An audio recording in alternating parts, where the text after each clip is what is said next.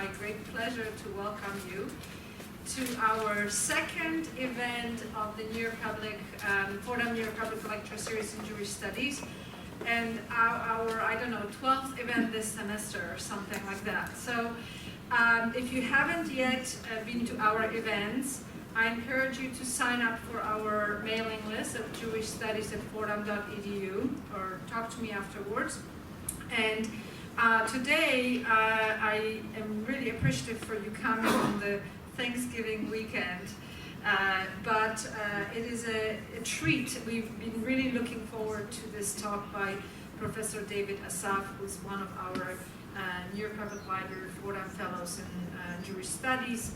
And he is a very prominent scholar of Eastern European Jewish history at the University of Tel Aviv.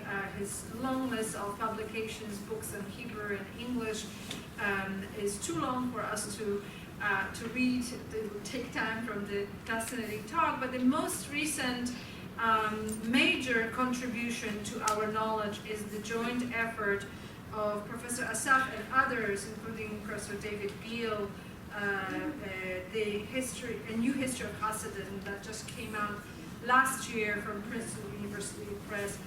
It's a doorstopper, but it's an amazing book, so I highly recommend it. And I'm sure many of you here know Hebrew and English, but for those of you who don't know, another book that I use in my classes for my students is the translation of Yehezkel Kotik's memoirs, A Journey to a 19th Century Shtetl, with a fantastic introduction by Professor David Assaf. So I do not want to take more time because I think we want to hear this amazing cache of letters.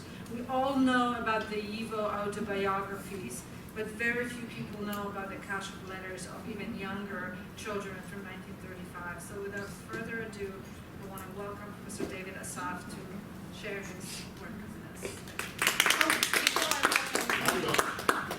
Amanda. Yes. And I also want to acknowledge Stephen Corson, who is here, who is former director of the Direct Division here. So Amanda, sorry, I guess. Sorry to take you away for just a moment from starting the exciting lecture, but I just wanted to welcome you and especially thank Professor Magda Tenter for all her tireless efforts to organize these programs. And please, thank you. I just wanted to introduce myself. My name is Amanda Siegel, and I'm a research librarian in the Direct Jewish Division, and we're really happy to partner with Fordham to have these lectures and have Fordham-NYPL research fellows in Jewish studies. And what they do is they do research in NYPL's collection, and then they give public lectures here at Fordham. And we actually, David is among those who are working in the new Center for Research in the Humanities, which is a special, newly renovated space that is dedicated for scholars that are working on long-term projects like dissertations and books. And if you need more information about that, please see me. So thank you so much for coming, and can't wait to hear the lecture.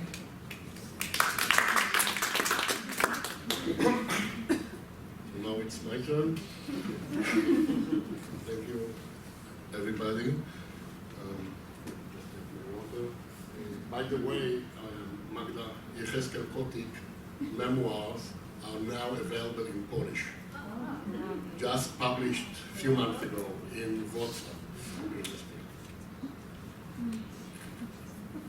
So I would like to begin with some words of thanks to the short-term research fellowship program of the New York Public Library and Fordham University that has enabled me to come to New York and do my research. In fact, my presentation today is the culmination of my visit, as I leave for home later this week. I extend my heartfelt thanks to Professor Magda Tenter of Fordham and Amanda Siegel from the Direct Jewish Division of the New York Public Library for their help during my stay. And now to the topic at hand, but first to avoid misunderstanding, I want to ask for your patience to my heavy Israeli accent. The reason is because I'm Israeli, so forgive me. So now to the topic. Let me see if I can do it. About a month ago, while I was here in New York, a small drama played out in Israel. An auction house named Dynasty, which I never heard about it before, was offering for sale 5 letters written in Hebrew by pupils of the Tarbut school in Zawiercie, in Kielce province, Poland, in late 1938. In these letters, all written on the same day to unnamed pen pals in Palestine, they wrote about their longing for Eretz Israel and about the anti-Semitism they were exposed to on the streets of their hometown by the Poles. A photocopy of the letters published in the Israeli media raised a public storm. These are some of these letters. Especially when a relative of one of the pupils, who all were murdered in the Holocaust, claimed that the letter and similar materials should not be part of any kind of financial transaction, and instead should be donated to a museum or archive such as Yad Vashem.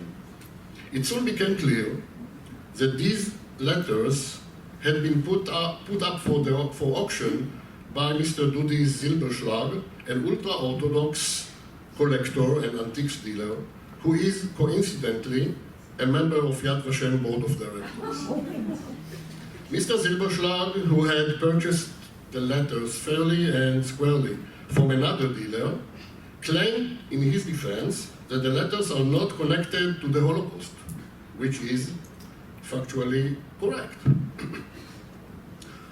However, clearly these documents has struck a chord among the public, and a case to stop the sale was quickly brought to court. The court ruled that the letters must be removed from auction until a new decision about their fate will be reached.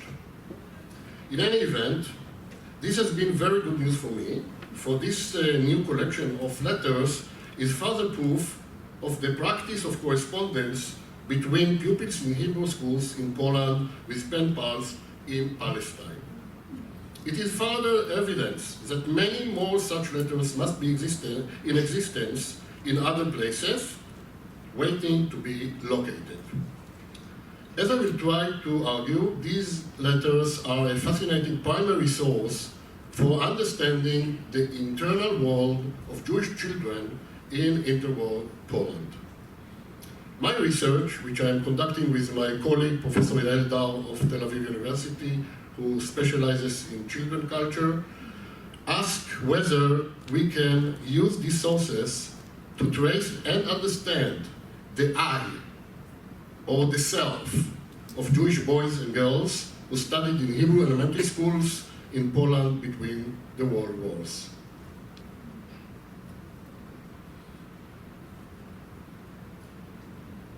What are you saying about the animation?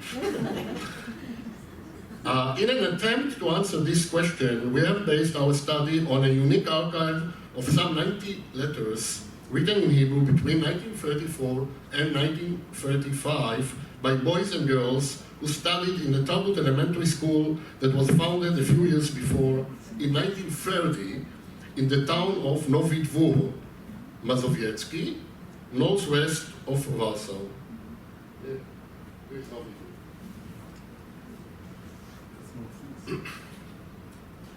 The pupils wrote these letters to their teacher and to pen pals in Palestine.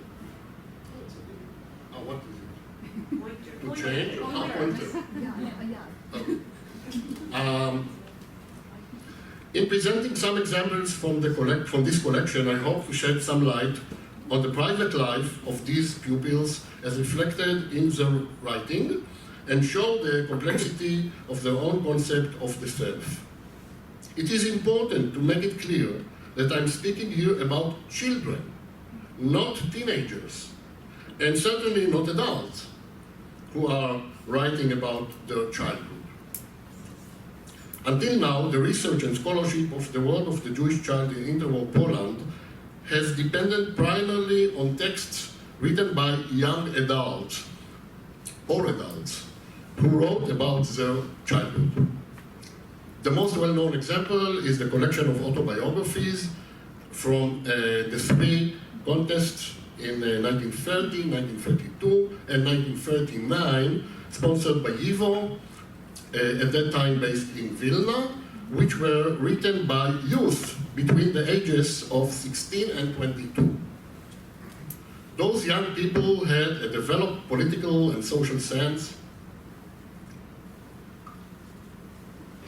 good writing skills, and self-critical abilities that make the whole picture change. The documents we will discuss here are completely different. They were written by school children, most of whom were just 10 years old. The genre of the personal letter signed by its author is presumably a definitive example of an ego document, whose author, knowingly or not, hides or reveals his or her self. Most of the letters under discussion were written in the framework of a classroom project. The personal element is, therefore, somewhat elusive, and methodological efforts are needed in order to coax the private ego from the page. School is not a natural arena for an individual pupil's expression of self, since it involves an unequal intergenerational discourse dictated by adult teachers toward the class, which at its base is a collective framework with an inherent tendency to blur the status of the individual. Moreover, the children are subject to the school's hegemonic ethos and values, and whether they are aware of it or not, they strive to identify with and feel part of that ruling ethos. From the perspective of the letter writer, this is expressed in the not always conscious attempt to please the teacher who can potentially read the letter before sending it. Nevertheless, a good deal of personal space remains in these letters, and as we will see, much can be learned from them, not only about the school's values, which are clearly mirrored in the letters, but also about the intimate and emotional worlds of the child writers as a group and as individuals. Most of the letters were addressed to the school director, Zvi Plesser, who was also the teacher of some of the children. The letters were gathered into a farewell album, which was presented to Mr. Plesser at a party held in his honor in November 1934, on the eve of his departure for Eretz Israel. Some of the letters were sent to him after, when he was already settled there. A few of the letters were addressed to Israeli children. The same, I can't say Palestinian children. There was no Israel at that time, State of Israel, but I can say Palestinian children, Israeli children. The same age as the letter writers, who became pen pals through Plesser's mediation and encouragement. The farewell party for Plesser was not at all a unique occurrence.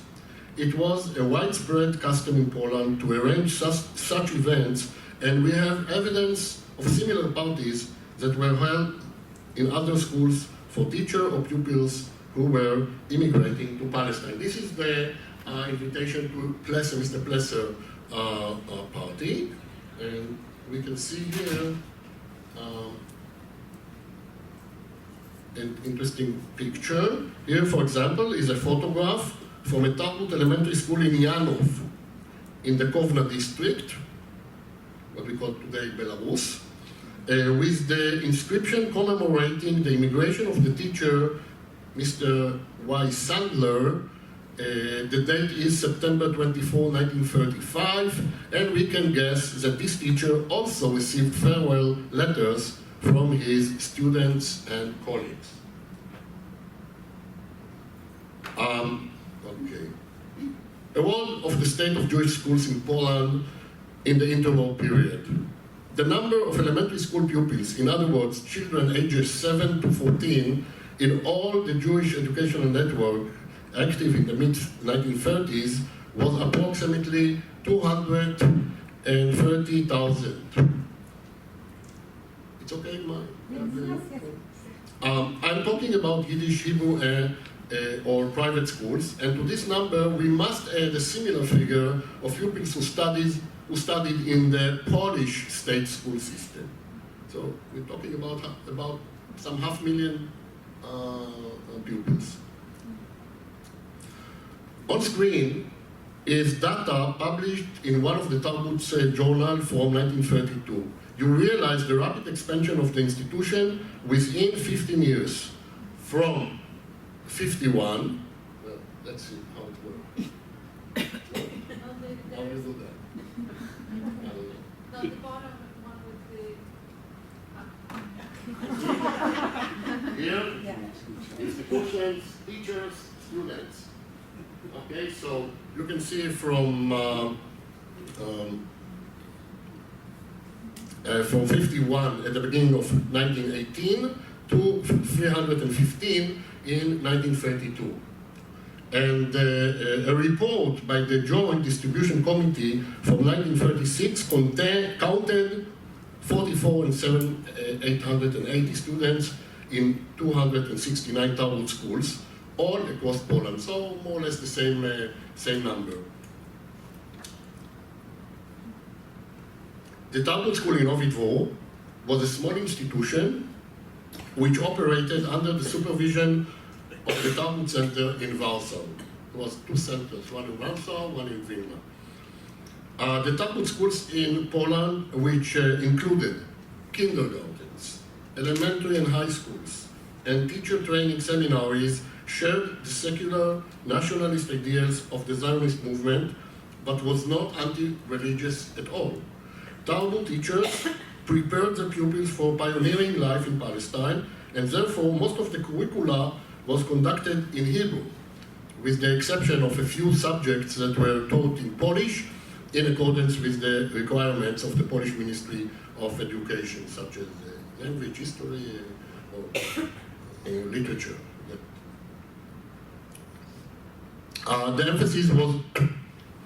emphasis was on Eretz Israel as an actual place via classes devoted to its geography and history, Bible and literature, along with celebration of holidays and national events, parties, plays, trips and summer camps. All of that transformed the school into an imagined collective space, a kind of minor Eretz Israel, and an alternative community, offering an escape from the depressing poverty at home and humiliating anti-Semitism on the street. Writing letters in Hebrew to recipients in Palestine was meant to stress the sense of belonging to the community they were intending to join in the near future.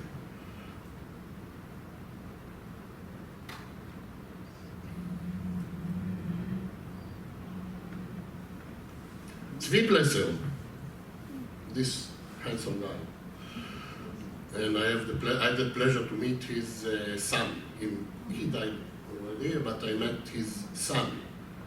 He is in his early 70s, also very handsome guy. By the way, the son knew nothing about all I'm talking now. He knew nothing, which is amazing. Zvi Plesser came to the school in 1932 as a 23-year-old recent graduate of the Tarbut Teacher Seminary in Vilna. Those years saw the growth of the Tarbut movement, and many new institutions were established in Poland by graduates of its seminaries in Vilna and Grodno, which produced dozens of certified teachers annually. Dozens of children studied in the Novi Dvor Tarbut school, during the 9 years it was open, from the time of its founding in 1930 until it was closed at the end of 1939 after the German invasion of Poland. The school was more than just a school. It also filled the role of community center for the local Zionist families. These families were expected to pay tuition for their children and to finance part of the school budget. Therefore, an effort was made by the school to give them a sense of belonging through after-school cultural activities such as Shabbat and holiday celebrations, which were devoted to social activities and discussions about issues related to Zionism and daily life in Palestine. There were also parties that included plays in Hebrew performed by the pupils, an exhibition of their craft work. During the summer vacation, some pupils and teachers participated in a month-long camp in one of the neighboring villages, and the Moshava, as the camp was called, was conducted entirely in Hebrew and based on issues related to Eretz Israel. By the way, last May, I paid a visit to YIVO in the hope of finding some clues to the Tarbut school. A wonderful local guide, you can see her hands, guide boat. She brought us to the exact place of the school, but unfortunately, the building in which it was housed had been demolished, and nothing original remains. So she held the picture of the school as it was, and this is the new building.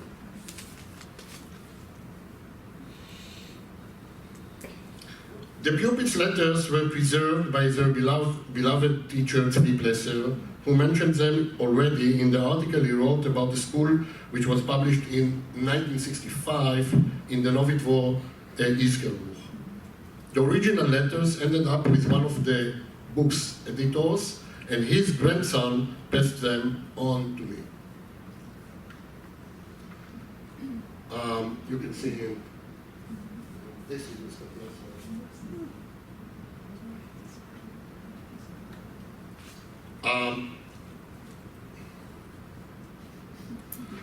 Most of the letters writers were children aged 10, the majority boys. Some wrote more than one letter, and a few of the letters were signed by 2 or 3 pupils. Writing the farewell letters was apparently an educational assignment, and one can assume that the writing was done in the classroom under the supervision of a teacher.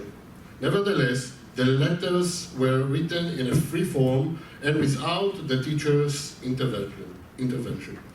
This is noticeable in the variety of genres of the letters and the absence of corrections of the many Hebrew spelling mistakes. Writing such letters was considered a gesture of respect and honor for the beloved teacher who left. But there was also a confessional aspect that included expressions of love and sometimes also criticism. The letters are therefore a rare document of the authentic voice of Jewish children. Children generally prefer to express themselves through speech and do not tend to develop themselves through writing. As opposed to adults who are more self-aware and can tailor their writing to their environment, children do not write their thoughts or memories, quote from others, or have an ordered worldview. The pen pal letters, a project Plesser initiated and encouraged, on the other hand, was supposed to offer the pupils a real and stimulating tool with which to learn about the identify with the children living in Eretz Israel, and according to Plesser, and I quote, to enable the children to live something of the Eretz Israel life. All of the letters were written in Hebrew, which generally was not the language spoken at home. The pupils of Tarbut lived a multilingual situation in which they spoke Yiddish at home, Hebrew at school, and Polish on the street. A phenomenon that it is also reflected in the letters. Hebrew was not just a language of instruction. It was also a conscious expression of the national ideology shared by pupils and teachers.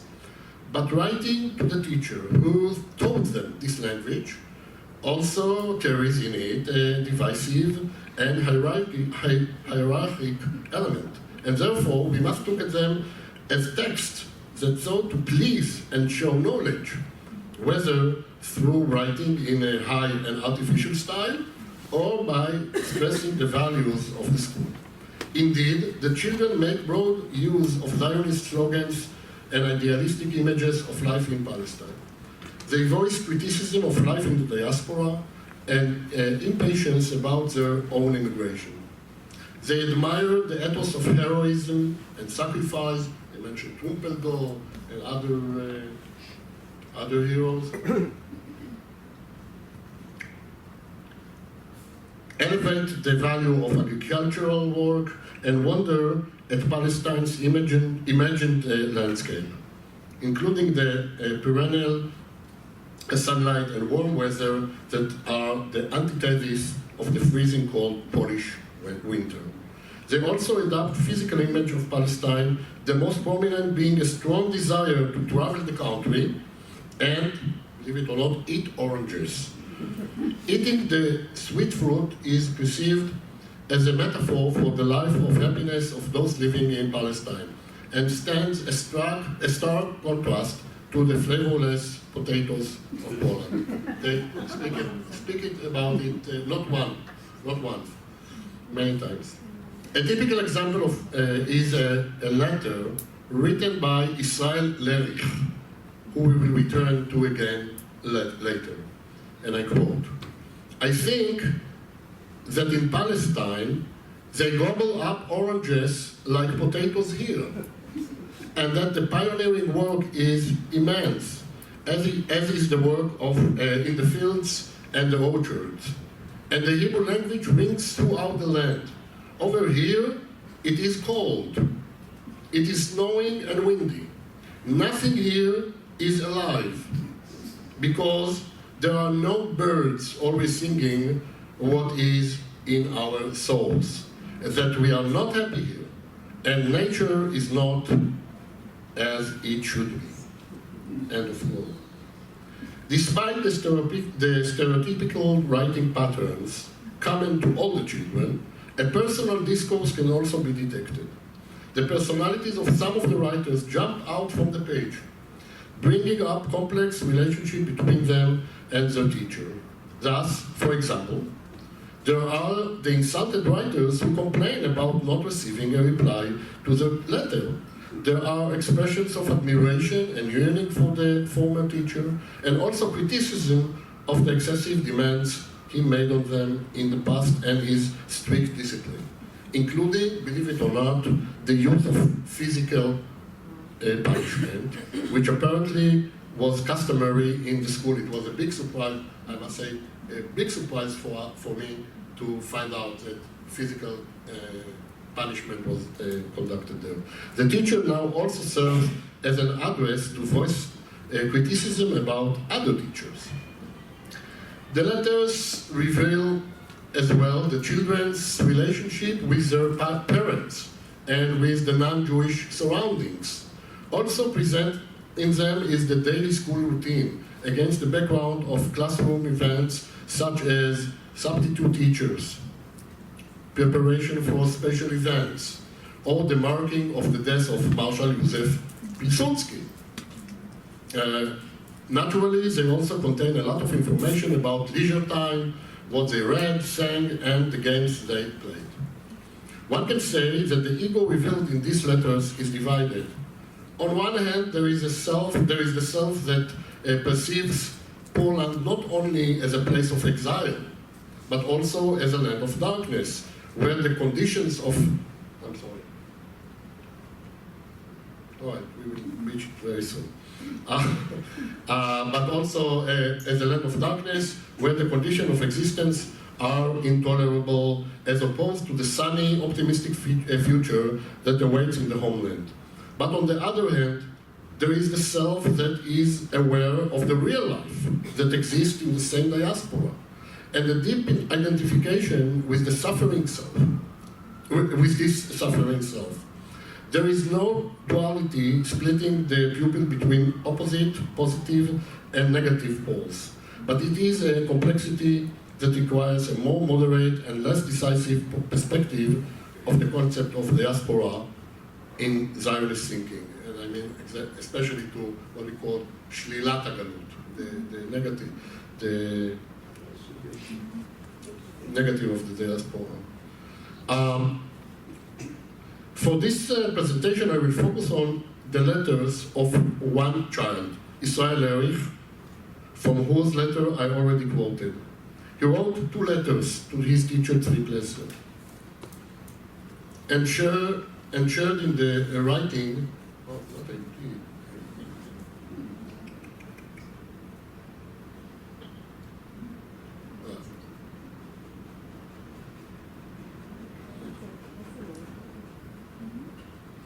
and shared in the writing of 2 more, which he signed with a few friends, one of which was sent to children in kibbutz Mishmar HaEmek. Some pupils chose to write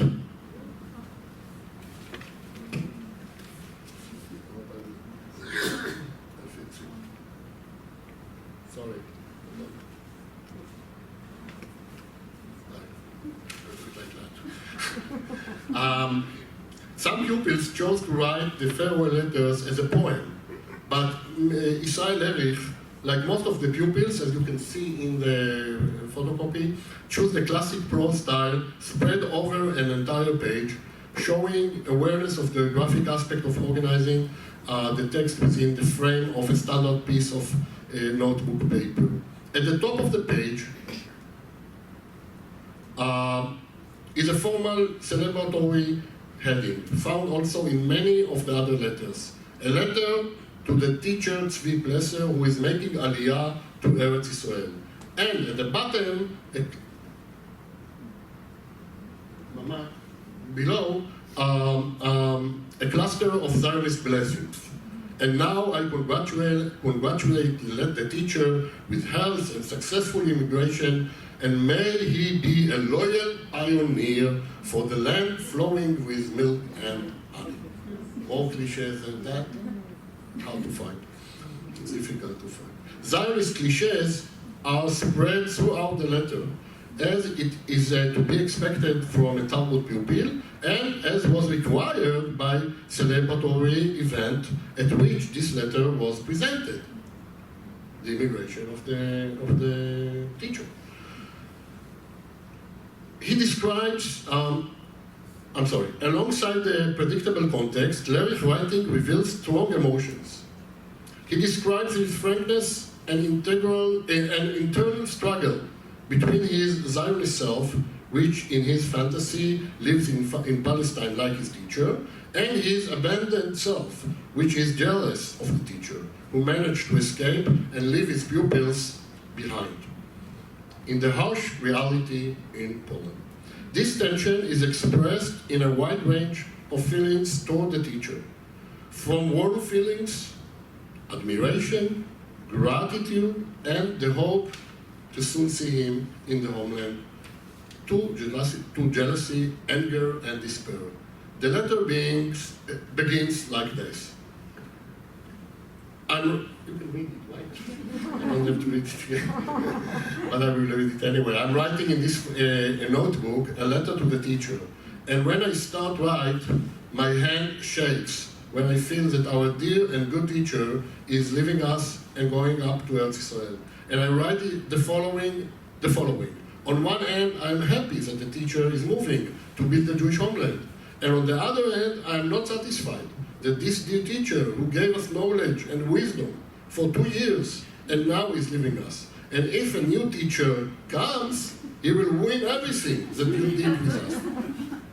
The boy chooses to begin not from the cheerful and bright, but rather from a feeling of abandonment and apprehension about getting a new teacher. The sense of loss is similar to the feeling of being orphaned. It is personal, but also stems from seeing the needs of the group. A new teacher will not be able to recreate the sense of togetherness this beloved teacher had forged and will ruin everything.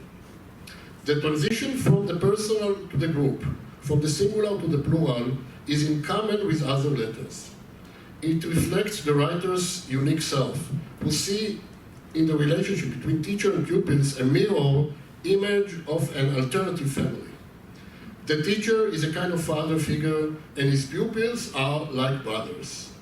The sense of being orphaned is expressed later in the letter. And I quote, "But we will never forget the teacher. We will remember him all our lives." How many of us can say that about their teachers? I can't. From here, the writer moves on to assume the role of victim, while consoling himself with the Zionist ideal shared by teacher and children. However, I quote, "It is hard for me to say goodbye to this kind teacher, but I must part from him, for the teacher is going to the land of milk and honey, to work there and be a loyal pioneer. I think that in Eretz Israel, the teacher will have other good children."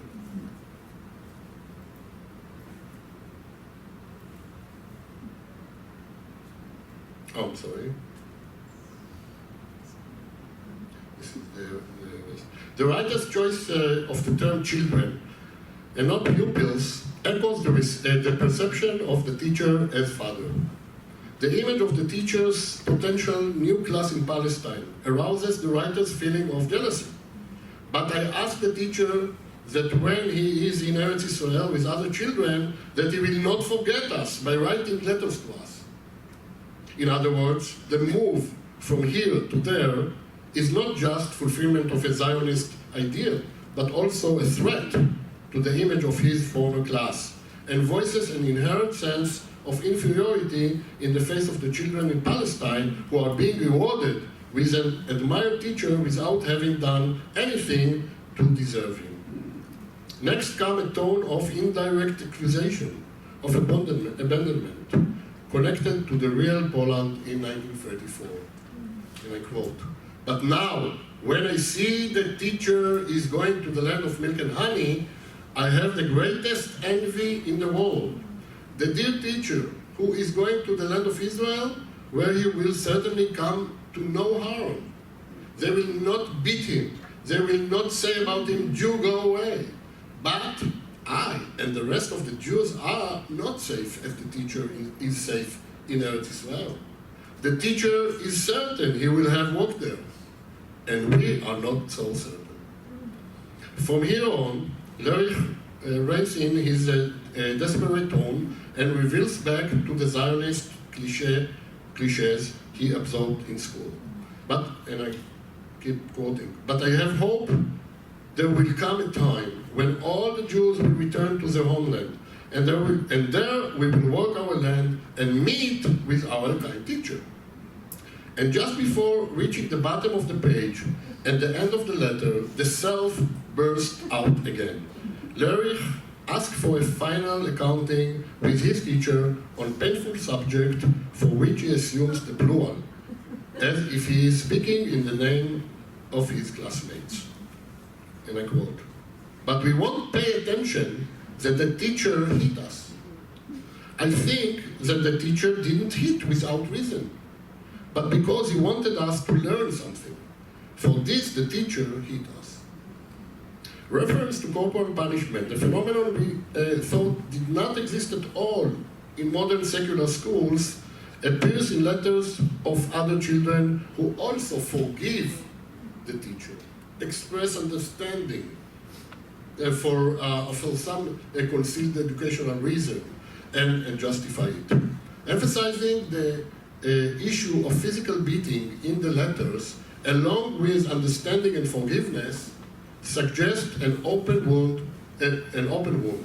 Forgiveness seeks to clear the collective memory of the class from an aggressive and polarizing act in which the teacher is seen as the opponent who has power to cause pain to his pupils. Now, Lerich's second letter. You see, it's also very beautiful. I mean, they try to write straight, Lerich's second letter was written a year later, in 1935, and it is indicative of the nature of the letters that arrived from Palestine via Plesser's mediation and were not preserved. And I quote, "Dear teacher, we received your letter with great joy, and while the teacher read the letters to us, we were happy that we were receiving letters from children in Eretz Israel and from you. In their letters, they always wrote about their toil and their communal life." He probably refers to the letters that he got from kibbutzim, from children of kibbutzim, which we have at least 2 letters from kibbutzim, from Mishmar HaEmek and Kiryat HaNarim. And when I heard this, I continue, and when I heard this, I knew that they are giving fruit to Eretz Israel and to the people of Israel. And I desired also to move to Palestine and give fruit to the people and the land, and to work with them together, and to live with them together. Missing completely from this letter is the duality between the Zionist ideological self and the private, despairing and abandoned self. From this letter comes a sense of self-esteem and confidence in the justice of the way. This feeling is expressed also in the fundraising activities of the class, as he reported to Plesser. The Jewish National Fund Committee is the same as it was before. There are more members and we are doing good work. So far we have collected more than 60 zloty. The children letters are full of reports like that. Fundraising for Palestine became an important element in the life of the school, and Plesser saw it as a testing ground of devotion to the Zionist ideal. A JLF stamp was attached to the letter sent to Plesser, proof that the pupils were continuing to be committed to his way. This devotion, which had financial significance, stands out against the bitter social situation and poverty some of the pupils mentioned in their letters. In a description of classroom and private efforts, Lerich also demands a real compensation. He indirectly scolded the teacher for not having done enough for him. And I quote, "I asked one thing from the teacher. Had the teacher fulfilled what he said he would? Because what the teacher always said he fulfilled. The teacher said he would meet with Mr. Usishkin." It's Menachem Usishkin, head of the JNF. "And tell him about our joint work at the Jewish National Fund. And if the teacher has not yet been, then I ask him that he fulfill his promise." The directness, bluntness, and lack of fear of the teacher's authority are clearly evident. The child is the one who demands that the teacher keep his promises.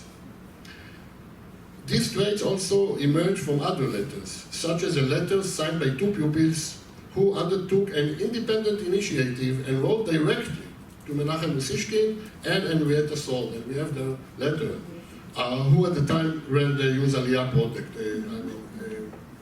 Mrs. Henrietta Sold.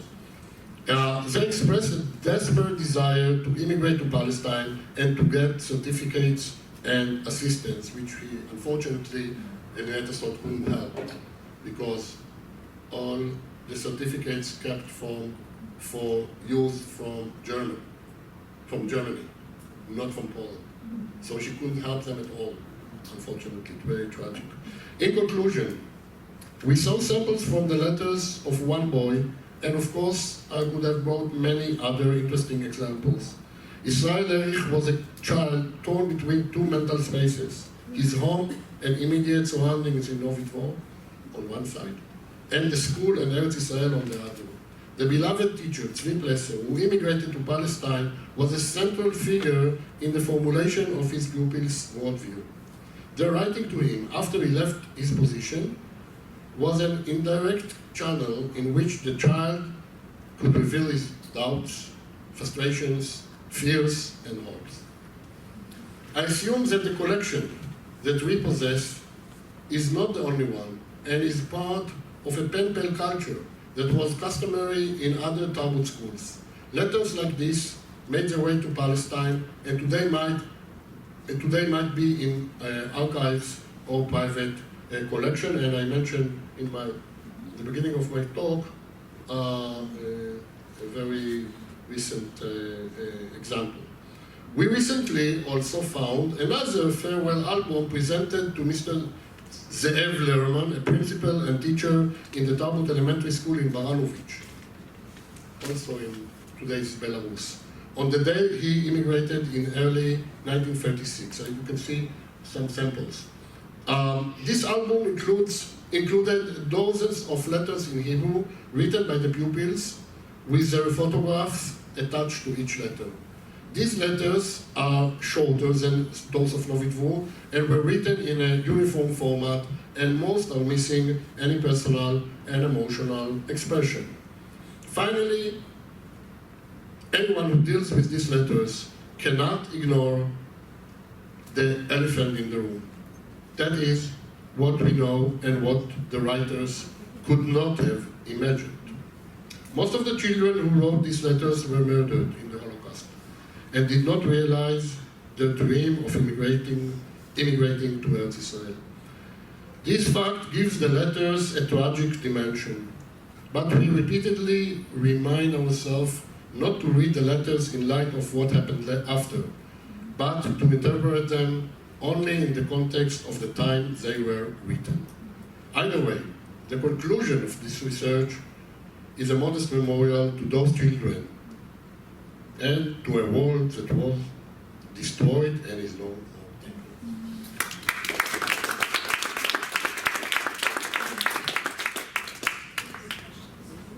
We have time for a few questions.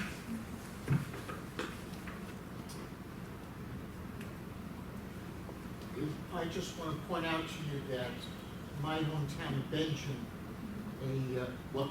Benjamin, yes, a journal that was kept by a kindergarten school teacher in Tarbut school for the years in the latter part of the 1930s survived, where she describes day by day what they were doing with the kids, teaching them, playing with them, and also descriptions of the children, some of which were photos of the children, if you're interested. I would say very interesting. Where is it? In Poland, I know that people have a copy of it. I was involved in trying to identify the children. Unfortunately, I haven't found any of them that survived. So you don't have a copy of this? I have a photocopy of it. Of everything? Yes. I would be grateful if you will share it with me. It will be fantastic. So it's all in Hebrew, I believe. All very nicely written Hebrew. How many pages? I'm gonna guess maybe 50 or 60 pages. 50 to 60? It's like a whole year's worth. She says, today came to us this kid. He's got freckles. He's friendly. She describes him. We played with the kids. This game, we did this. So but it was written there in the school. In the school. How it preserves?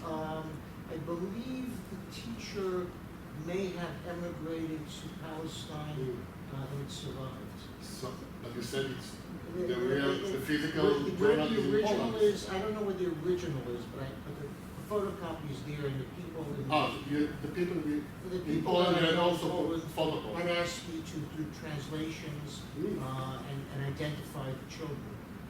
So it will be terrific if you can share it with me. Thank you very much. It's not directly related, but it's related. As I was hearing about the kids and the corporal punishment, I was thinking of Janusz Korczak, who was against corporal punishment and wrote about that. Just around a little before this, around the same time. So it's sort of. Sure. It was a completely surprise for me because I was sure that I I thought like was the customary, But that's, I guess, why. especially in secular. We know about physical punishment in the traditional system of the Chadarim, but so I wouldn't say it was the customary in all Tarbut schools everywhere, physical punishment. But here we have a very strong testimony, not by one, by some, I would say, at least in 5 or 6 letters, different letters, it is mentioned. Could you elaborate on why Henrietta Zold couldn't help? Could you elaborate on why Henrietta Zold couldn't help the Polish children, but only the German Jewish children? Oh, that was their. That was a very tragic because Henrietta Zold herself wanted to help. Well, it wasn't a personal. And we have she got the letter. The letter that I mentioned is so tragic because the children wrote to her and said that if she won't help them, they can't see any future to their life in Poland. And one of them even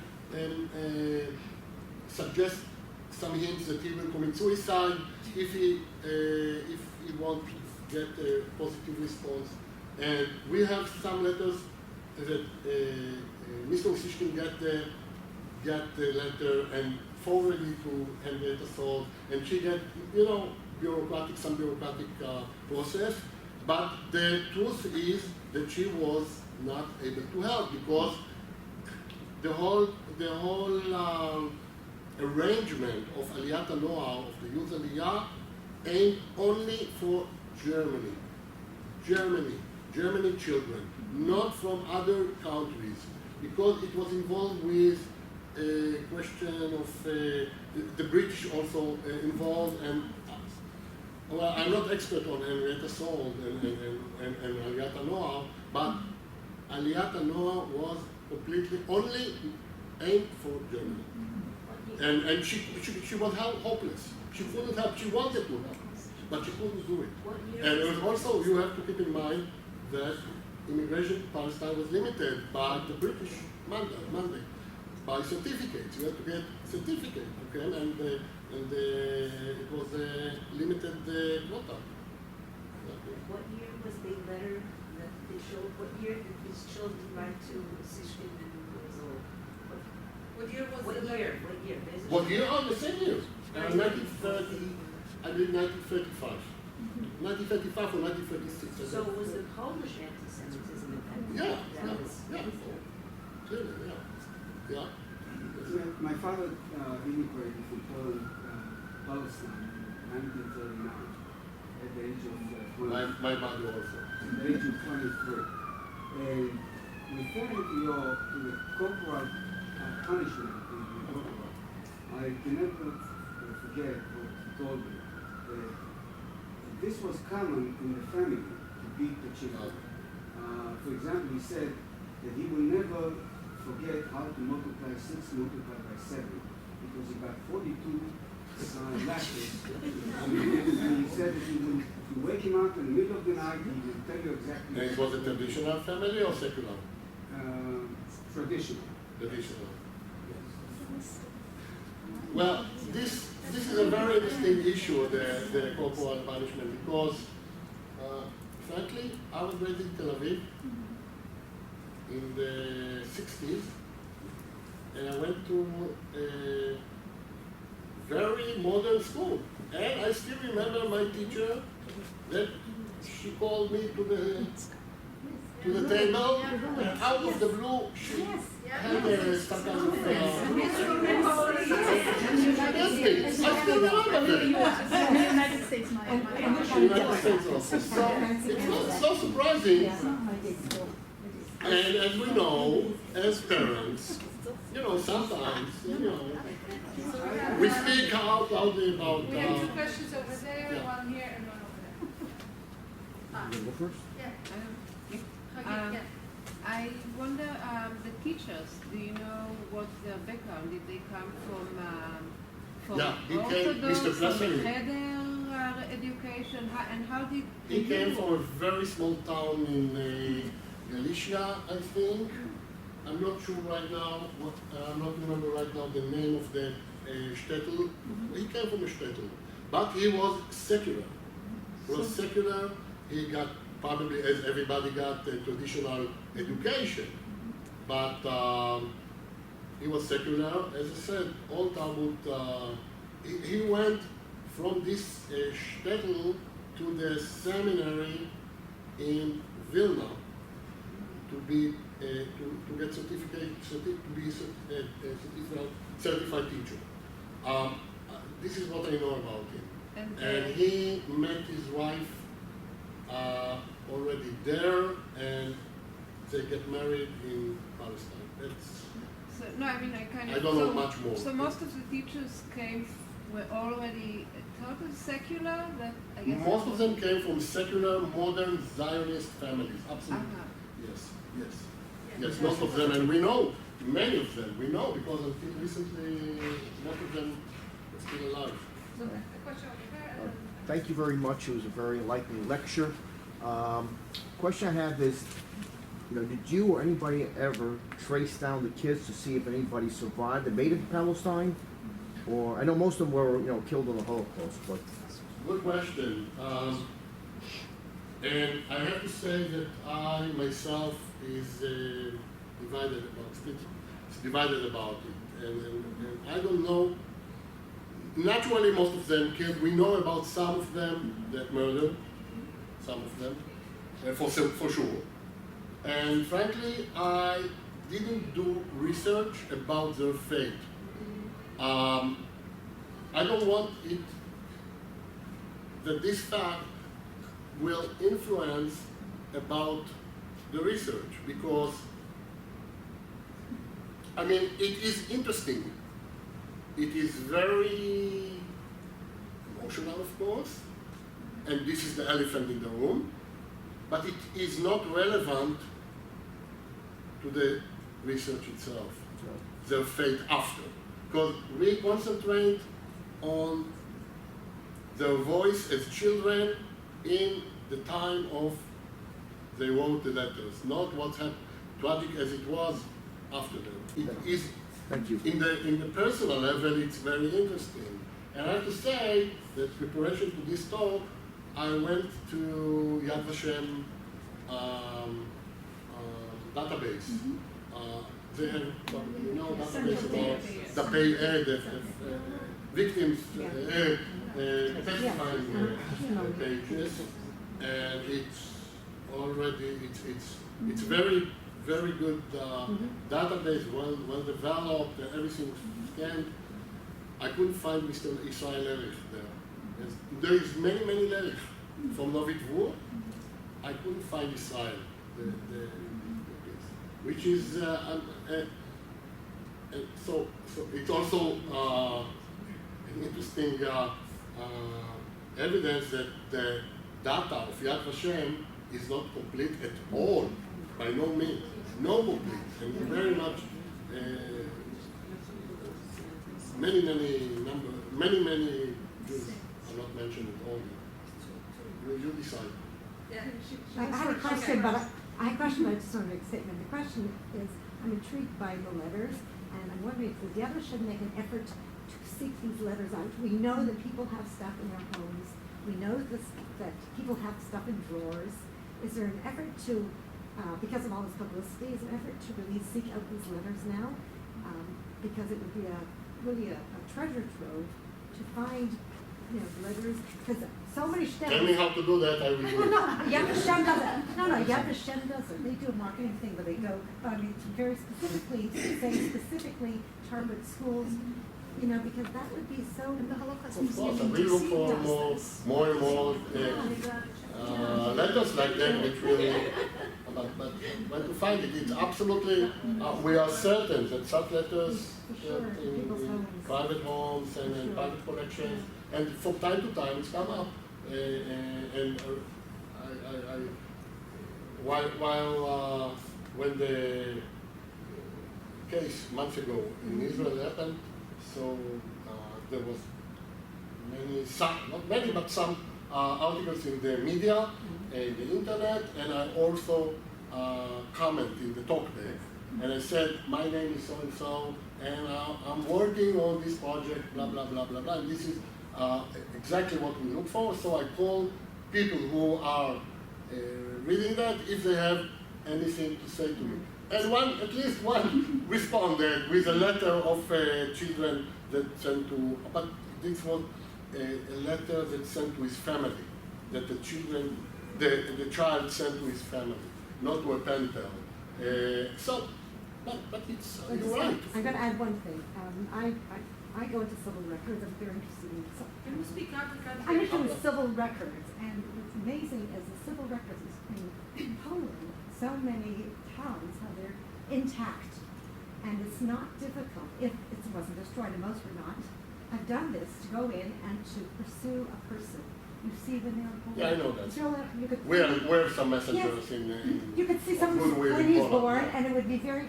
What's interested, one could easily pursue that line. Yeah, thank you. I would Yeah. take it.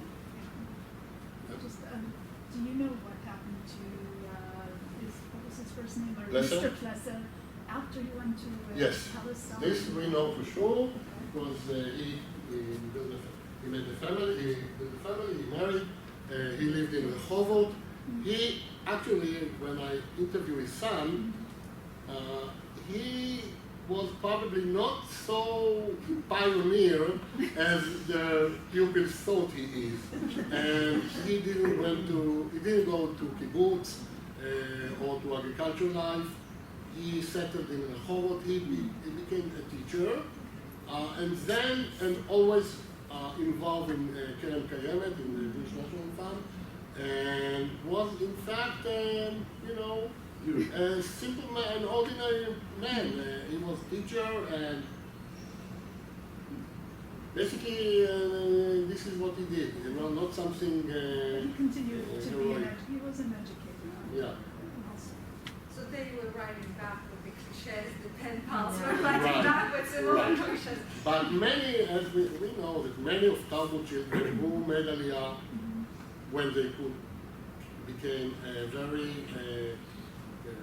Many of them went to kibbutzim and to settlement, and others. I just can think about one person that I knew in personal. His name was Avraham Yaviv. He was one of the most prominent copy editors who works in Hebrew literature. He worked in Amoved Publishing House.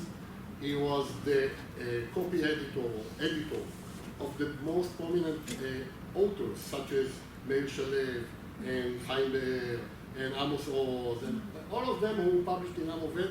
And he had a terrific Hebrew. Got just from Tarbut, and just to end with something that we celebrate next. We will mention next month, 1 year after Amos Oz's death. And I'm sure most of you, or some of you, read his story of Love and Darkness. His mother was a graduate of Tarbut school in Rovna, and very good, many pages in his book are devoted to Tarbut school in Rovna. So that was my question, whether their Hebrew improved